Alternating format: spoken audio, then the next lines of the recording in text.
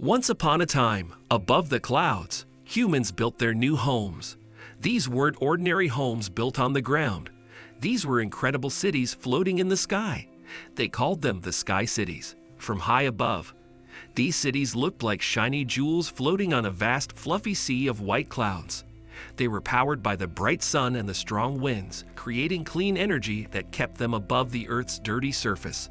In the largest of these sky cities, called Nimbus, lived many happy people. They walked on streets that glowed with soft light and lived in houses with large windows, through which they watched the stars at night. The air was always fresh, and the skies were always clear, a perfect blue like the deep ocean. On one peaceful morning, a young girl named Leela went about her daily job. Leela was a sky gardener, taking care of plants that grew in the air, floating just like the cities. She loved her work because it made her feel close to nature. As she pruned a floating rosebush, her sharp eyes caught something unusual. Far off in the distance, dark shapes were moving towards Nimbus. She squinted, trying to see better. They were not birds or planes, but something much larger. Curious and a bit worried, Leela quickly reported what she saw to the city's guards. The news spread fast, and soon, everyone was looking up at the approaching shadows. The shapes grew larger and clearer. They were giant ships, unlike any craft built by humans. These ships were dark and covered in shimmering lights that looked like stars. The mayor of Nimbus, a kind and brave woman named Mrs. Avery, decided to meet these strange visitors. She hoped they were friendly. With her team and some of the city's best pilots, including Leela, they flew up in their aircraft to greet the ships. As the human delegation approached, the alien ships stopped. A silence fell over Nimbus as people watched from their homes, their hearts filled with a mix of hope and fear. The largest alien ship opened, and a platform descended. Standing on it were creatures from another world. They were tall, with skin that shimmered like the surface of their ships, eyes glowing softly.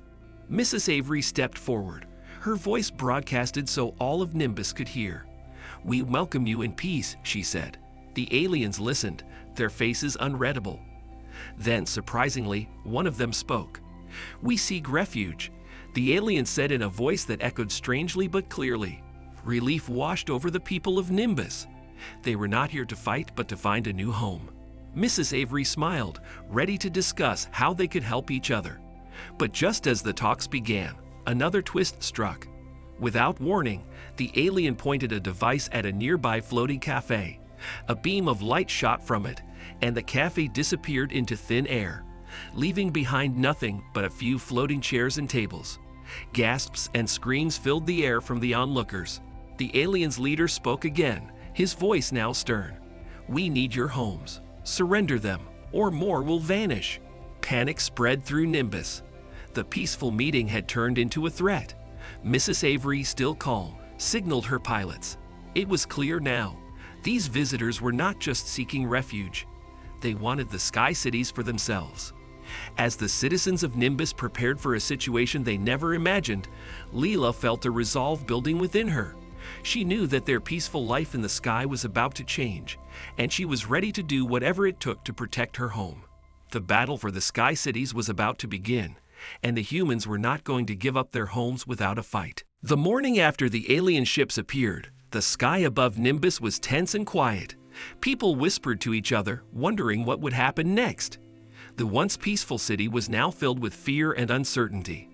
Everyone's eyes were fixed on the giant ships hovering like dark clouds above their beautiful floating home.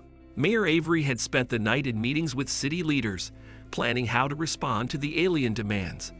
They had decided not to give up their homes without understanding more about these visitors. The mayor believed in peace, but she also knew they needed to protect themselves. As the sun rose, bathing Nimbus in golden light, the alien ships began to move. They aligned themselves above the main plazas of the city. Smaller vessels like shiny silver birds descended smoothly towards the ground. The humans watched, holding their breath. The mayor, along with a small group of city officials and Leela, who had first spotted the ships, went to meet the aliens. They stood in the plaza, waiting. The alien vessels landed gently, and the creatures stepped out. They were tall and looked strong, with eyes that seemed to glow the light of their own. The leader of the aliens, who had introduced himself as Commander Zorak, approached Mayor Avery. His voice boomed across the plaza. "We need your cities. Earth's upper sky is perfect for us. We have traveled far and lost our home. Now, we need yours." Mayor Avery replied calmly, "Nimbus is our home too. We built it with hard work and love. We can share it but not give it up. Let's find a way to live together." Commander Zorak seemed to consider her words. Suddenly, he nodded slightly. "Show us your city.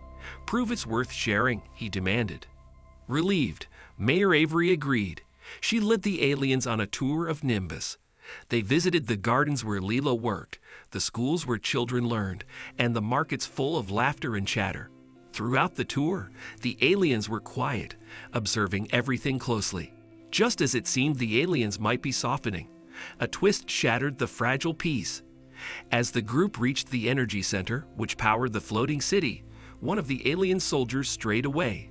He approached a critical control panel, and before anyone could stop him, pressed a series of buttons. Alarms blared, and the city shuddered.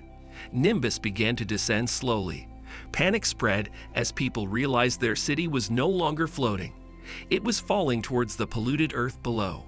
Commander Zorak turned to Mayor Avery, his voice cold. "This is a demonstration. Give us your city, or you will fall from the sky." But Mayor Avery was quick-witted. She signaled to the city engineers, who rushed to the control panel. Working quickly, they managed to stabilize Nimbus, stopping its descent. The city was safe for now. Mayor Avery faced Commander Zorak, her voice firm. "This is not the way to ask for help or to share a home. You have shown us that you might be powerful, but we have shown you that we are resilient. We must talk, not threaten." Commander Zorak looked around at the scared but determined faces of the Nimbus citizens. He realized that these humans were not just inhabitants but fighters willing to protect their home. The standoff in the plaza ended with an uneasy silence. The aliens returned to their ships, and the humans went back to their lives, knowing that this was just the beginning of their struggle.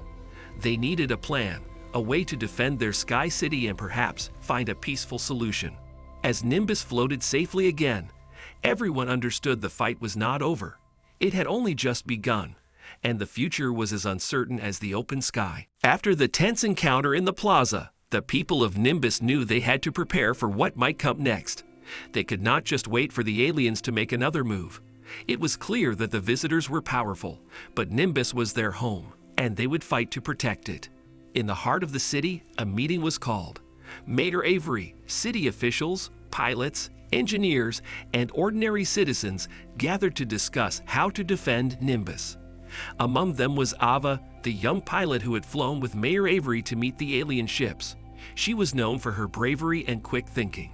Now she stepped forward with a plan. "We have the advantage of knowing our city better than anyone," Ava began, her voice firm and clear. "We can use our aircraft, which can become invisible, to surprise the aliens. We need to be smart, fast, and brave." Her words inspired the crowd. People began to volunteer for different tasks. Some would fly the aircraft, others would provide technical support, and some would help with logistics. It was a massive effort, but the spirit of Nimbus was strong. As the resistance began to take shape, they focused on preparing their invisible aircraft. The engineers worked tirelessly to enhance the capabilities of these planes, making them faster and more maneuverable. Meanwhile, Ava trained a group of pilots, teaching them the tactics of stealth and surprise. But just as their preparations were gaining momentum, the aliens struck again. This time, they didn't just threaten. They attacked a smaller floating city nearby, causing it to descend rapidly. The message was clear: surrender Nimbus, or the same would happen to them. The attack shook the people of Nimbus, but it also hardened their resolve. They accelerated their preparations, determined not to let their city suffer the same fate. Ava and her team of pilots got ready for their first mission: to disrupt the aliens' operations and show them that the humans were not defenseless. Late one night, under the cover of darkness, Ava led a squadron of invisible aircraft towards the largest alien ship. As they approached, the humans could see the energy beams that powered the alien technology. Ava directed her team to target these beams. The plan was risky, but it was their best chance to weaken the aliens without causing too much damage. The human pilots flew with precision and courage. As they reached the alien ship, they fired at the energy beams, causing disruptions and temporary power losses aboard the ship. The aliens were caught off guard, and for a moment, they scrambled to regain control. However, the aliens quickly retaliated, launching a counterattack. They sent out their own aircraft, equipped with sensors that could detect the invisible human planes. A fierce aerial battle ensued above the clouds. It was a sight both terrifying and awe-inspiring as the planes darted through the night sky, weaving a complex dance of attack and defense. Ava and her team fought valiantly, but they were outnumbered. Just when it seemed they might be overwhelmed, an unexpected twist occurred. Another group of human pilots, who had been hidden as a backup, joined the fray. They targeted the alien sensors, blinding them temporarily and giving the Nimbus pilots a chance to escape. Breathing heavily and feeling both exhilarated and exhausted, Ava led her team back to Nimbus. They had managed to survive their first real battle, and they had shown the aliens that the humans would not give up their sky homes easily. Back in Nimbus, the mood was a mix of relief and determination. They had won this battle, but the war was far from over. Plans began immediately for more defenses, more strategies. The resistance of Nimbus was strong, and they were ready to fight for their future in the sky. After the night of the fierce battle, the people of Nimbus felt a mix of pride and worry.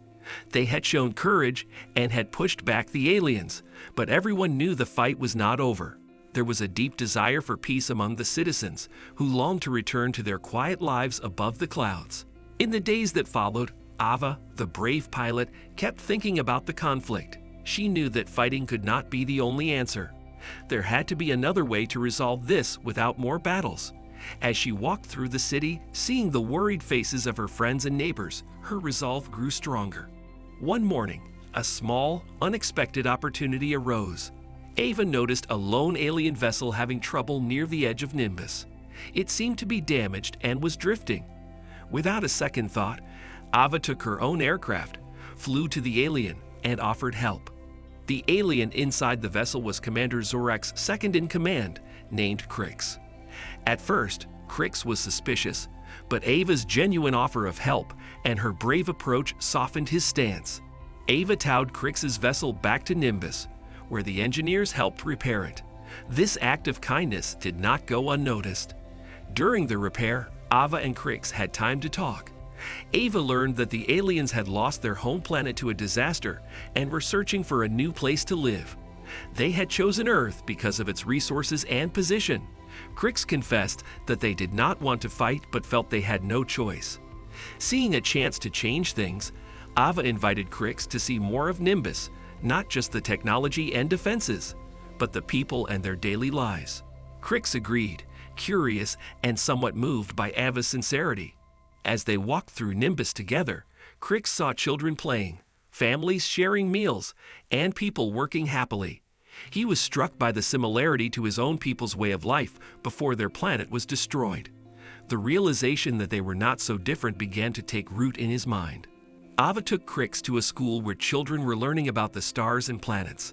A small girl approached and handed Krix a drawing of the sky cities and the alien ships, but with both of them peaceful and shining under the same. With the new peace agreement in place, both humans and aliens began the task of building a shared future.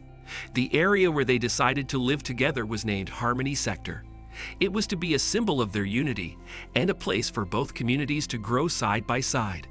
The construction of Harmony Sector started with great enthusiasm. Human engineers and alien tech experts worked together, blending their technologies. The aliens introduced their advanced materials that were stronger and lighter than anything humans had used before. In return, humans shared their techniques for sustainable energy, which were new to the aliens.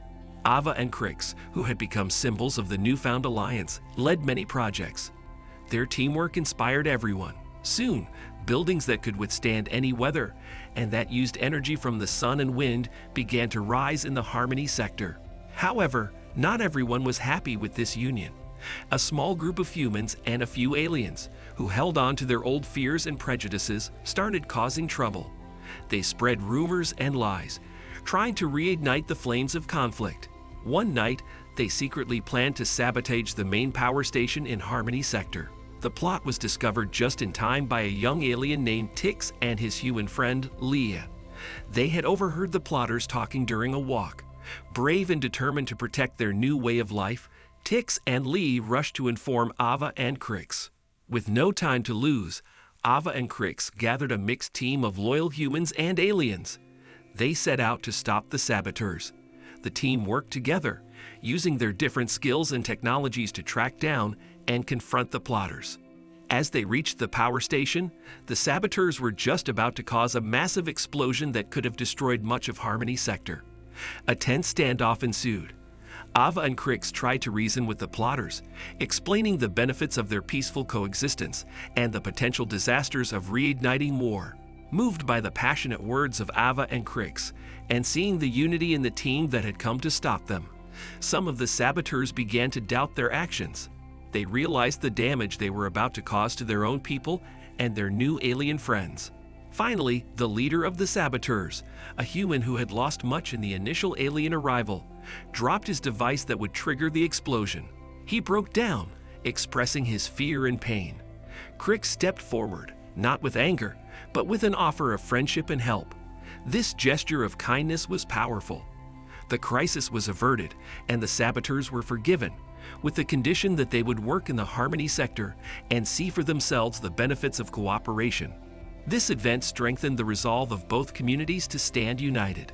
Construction of Harmony Sector continued, now with even greater support from all sides. Schools, parks, and homes filled the area, buzzing with the laughter and voices of both human and alien children playing together. Cultural exchanges became common, with humans learning about the aliens' art and history, and aliens enjoying human music and festivals.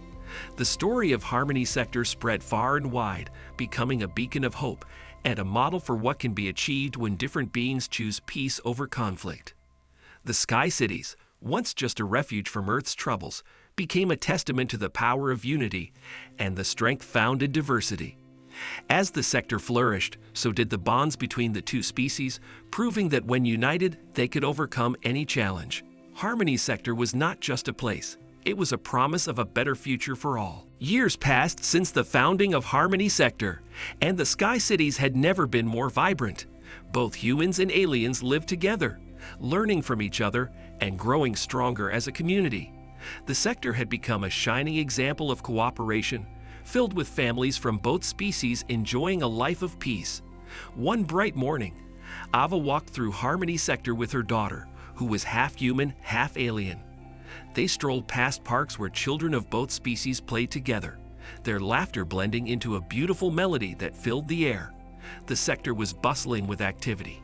Markets sold goods from both Earth and the aliens' home planet, and cultural festivals celebrated the diversity of their combined heritage. As Ava watched her daughter play with her friends, she felt a deep sense of pride and hope. The efforts to build a peaceful community had not only succeeded, but had also paved the way for a new generation that saw no differences among themselves, only friendships and possibilities. But the peace and unity of Harmony Sector were about to be tested. News arrived that another alien fleet was approaching Earth, and initial reports were not promising. This new group had heard of the Sky Cities and was coming with intentions unclear, possibly hostile. The people of Harmony Sector, led by Ava, Krix, and now their children, prepared to face this new challenge. They had learned much from their past conflicts and were determined to protect their home. However, instead of preparing for war, they planned to extend an offer of peace, hoping to repeat the success they had achieved with their previous encounter. When the new fleet arrived, they were met not with weapons, but with open communications. Ava, Krix, and their children broadcasted messages of peace and cooperation, sharing stories of their thriving community and the benefits of their unity. To everyone's relief and joy, the new alien commanders were moved by the evidence of peaceful coexistence and chose to join the Sky Cities rather than conquer them. They were tired of endless traveling and conflicts and were impressed by the thriving life in Harmony Sector. This successful resolution marked a new era of expansion and harmony for the Sky Cities. More sectors were built, and more beings from different planets joined, each adding to the rich tapestry of the community. As the sun set on another peaceful day, the sky cities glowed brighter than ever, a beacon of hope and unity in the vast universe. The story of Harmony Sector continued to inspire, showing the universe that peace was not just possible but powerful.